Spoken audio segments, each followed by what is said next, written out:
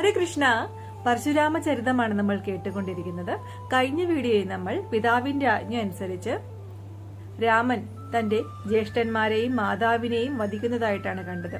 അതിനുശേഷം എന്ത് വരം വേണമെന്ന് പിതാവ് ചോദിച്ചപ്പോൾ നിർദോഷിയായ തന്റെ മാതാവിനെയും ജ്യേഷ്ഠന്മാരെയും പുനർജീവിപ്പിക്കണമെന്ന് രാമൻ പിതാവിനോട് ആവശ്യപ്പെട്ടു. അതിൻ പ്രകാരം തന്റെ ദിവ്യശക്തി കൊണ്ട് തന്റെ പ്രിയതമയെയും 3 പുത്രന്മാരെയും ജമദഗ്നി മഹർഷി പുനർജീവിപ്പിച്ചു. ഉറക്കത്തിൽ നിന്നും എണീറ്റവരെ പോലെ അവർ എണീറ്റു. രേണുക തന്റെ പുത്രനെ ഗാഢാലിംഗനം ചെയ്ത് വേണ്ട അനുഗ്രഹങ്ങൾ നൽകി.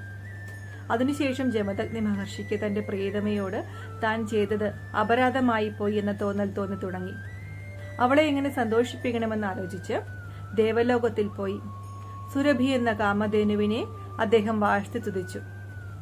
സുരഭി തന്റെ അനുജത്തിയായ സുശീല എന്ന പശുവിനെയും അതിന്റെ കുട്ടിയെയും ജമദഗ്നി മഹർഷിക്ക് ദാനം ചെയ്തു.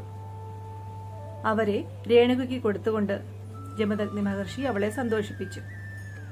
തന്റെ മാതാവിനെ വധിച്ചതിലുള്ള ദുഃഖം രാമന്റെ മനസ്സിലെ അലട്ടിക്കൊണ്ടിരുന്നു.